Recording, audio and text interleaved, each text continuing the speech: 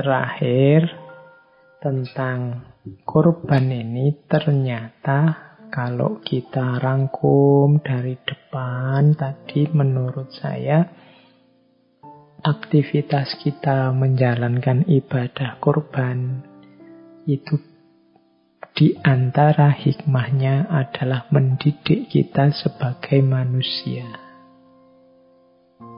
dengan segala fitrah dan situasi kita.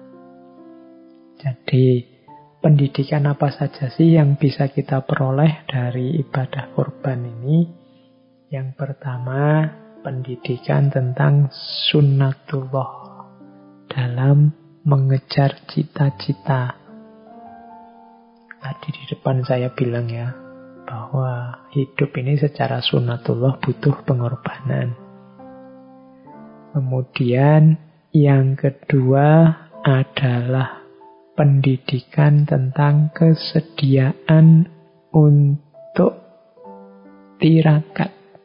Sakit sebentar, tidak enak sebentar, demi kebahagiaan, demi kesejatian yang lebih panjang. Kemudian yang ketiga, pelajaran tentang ketidakterikatan duniawi. Tadi di depan sudah dijelaskan ya. Selanjutnya pelajaran tentang cinta. Kemudian juga pelajaran tentang keikhlasan. Kemudian juga pelajaran pendidikan tentang keimanan dan kepatuhan. Nah, jadi ada banyak makna yang bisa kita ambil dari ibadah kurban yang kita lakukan. Makanya biar aktivitas kita melakukan kurban ini tidak sekedar aktivitas fisik yang menyembelih dan makan-makan, tapi ada baiknya kita masuk lebih dalam ke hikmah, manfaat dan barokah dari kurban. Nah, biasanya terakhir saya membawa quotes-quotes. Tapi malam hari ini saya bawa satu quote saja tapi agak panjang. Ada juga hubungannya dengan kurban. Ini mungkin pelajaran hidup dari kita, judulnya 7 Ethics of Life. 7 etika hidup. Cara kita untuk hidup yang benar. Di situ ada 7 hal yang harus kita perhatikan. Jalannya apa kalau kita ingin menghasilkan apa. Yang pertama tentang pengorbanan tadi. Before you gain, sacrifice. Sebelum engkau memperoleh sesuatu, maka berkorbanlah. Itu nama lainnya. Kalau engkau ingin memperoleh sesuatu, ya harus berani berkorban. Tadi di depan sudah saya jelaskan panjang lebar. Yang kedua, before you spend, earn. Sebelum engkau membelanjakan, sebelum engkau belanja, maka earn. Bekerjalah, carilah. Yo, jangan belanja terus, yo ngumpulin duit juga. Before you spend, earn. Kemudian, before you pray, believe. Sebelum engkau berdoa, sebelum engkau memohon, percayalah. Saya sering menjelaskan, banyak di antara kita yang kalau berdoa tidak serius. Di antara ketidakseriusannya adalah tidak 100% yakin dan percaya bahwa doanya akan dikabulkan. Ini akan mempengaruhi pengabulannya. Saya sering bilang Allah itu datang sejauh keyakinan kita. Kalau kita yakinnya hanya 50%, ya kemungkinan doa kita dikabulkan juga 50%-nya. Before you pray, believe. Sebelum engkau berdoa, percayalah. Kalau kamu tidak percaya, ya tidak mungkin engkau berdoa bisa mantap. Yang keempat, before you speak, listen. Sebelum engkau bicara, dengarkanlah. Ini sudah sering saya jelaskan bahwa mendengar itu lebih penting dari bicara.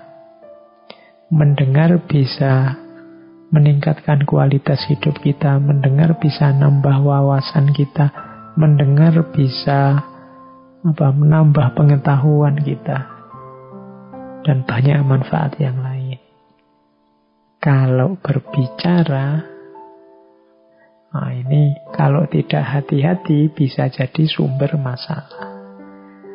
Before you speak, listen itu sebenarnya nama lain dari kumpulkan dulu informasi, tambah dulu wawasan, pastikan dulu kecukupan pengetahuan sebelum kita menyampaikan sesuatu. Jangan kesusu ingin menyampaikan sebelum wawasan kita cukup. Before you speak, listen. Dan ini nyambung dengan before you write, think. Sebelum engkau menulis, berpikirlah. Ya kalau kita tidak mikir, ya nulisnya ngaco. Kalau kita komen tanpa mikir, ya hasilnya masalah. Kalau kita posting sesuatu tanpa mikir, ya biasanya terus lahirnya penyesalan.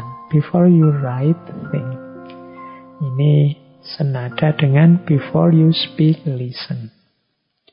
Kemudian before you quit, try. Sebelum engkau menyerah, mbok dicoba dulu. Diulang, dicoba lagi. Dalam hidup ini kan memang banyak hal yang kita mentok, kita tidak berhasil, kita gagal. Tapi jangan menyerah deh. Dicoba lagi. Before you quit, try. Baca buku kok tidak paham-paham, diulang. Nulis kok tidak jadi-jadi, diulang lagi. Before you quit, try. Jangan kesusu menyerah. Dan yang terakhir, before you die, live. Sebelum engkau mati, ya hiduplah dulu. Banyak orang yang masih hidup tapi rasanya kayak mati. Kehadirannya tidak menambah apa-apa, kepergiannya tidak mengurangi apa-apa. Itu orang hidup yang seperti mati. Maka before you die, live. Eksislah sebagai dirimu dengan kebenaran dan kebaikan yang engkau yakini. Nah, 7 ini namanya 7 Ethic of Life. Yang diawali dari before you can sacrifice. Jadi teman-teman, secara umum berarti mode hidup pengorbanan. Ini mode hidup yang kondusif untuk kesuksesan kita. Kondusif untuk membentuk jiwa-jiwa pecinta yang kita butuhkan. Kondusif untuk membangun ketidakterikatan dengan dunia. Dan sekaligus menegaskan keimanan dan kepatuhan kita kepada Allah. Makanya mumpung momen saat ini adalah momen Idul Adha yang berkorban itu disunahkan oleh agama, dianjurkan untuk kita jalankan, maka mari bareng-bareng kita selami maknanya, kita ambil hikmahnya, dan kita jadikan batu loncatan untuk meningkatkan kualitas hidup kita di dunia, sehingga nanti di akhirat kita juga sukses. Baik teman-teman, saya kira itu ya pancingan-pancingan materi untuk membahas pengorbanan. Ya, yang saya sampaikan banyak teori-teori, banyak konsep yang mungkin perlu dibahas ulang, ditelaah ulang, diperdalam. Ya monggo teman-teman dengan forumnya sendiri, dengan lingkungannya sendiri, dengan temannya sendiri untuk memperdalam. Dan pastinya tidak semuanya cocok, tidak semuanya relevan, tidak semuanya sesuai untuk situasi hidup teman-teman. Tinggal diambil mana yang cocok, yang tidak sesuai ya bisa disingkirkan. Oke Oke, saya kira itu ya untuk sesi sisipan ini. Bulan depan kita lanjutkan dengan sesi yang berbeda. Dari banyak permintaan-permintaan, sekaligus mempertimbangkan bulan depan itu bulan Agustus,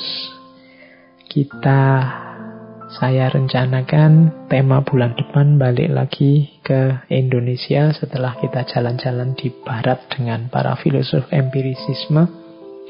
Kita ambil untuk bulan depan para sufi Nusantara bagian kedua. Jadi kalau dulu ada sufi-sufi Nusantara, Sunan Kalijogo dan kawan-kawan, bulan depan kita angkat lagi karena kita punya banyak sekali sebenarnya tokoh-tokoh teladan ilmu pengetahuan, teladan filosofis yang bisa kita angkat. Jadi bulan depan itu siapa saja tokohnya, ditunggu saja informasinya. Baik, kurang lebihnya mohon maaf. Wallahul muwafiq, wallahu a'lam bissawab. Wassalamualaikum warahmatullahi wabarakatuh.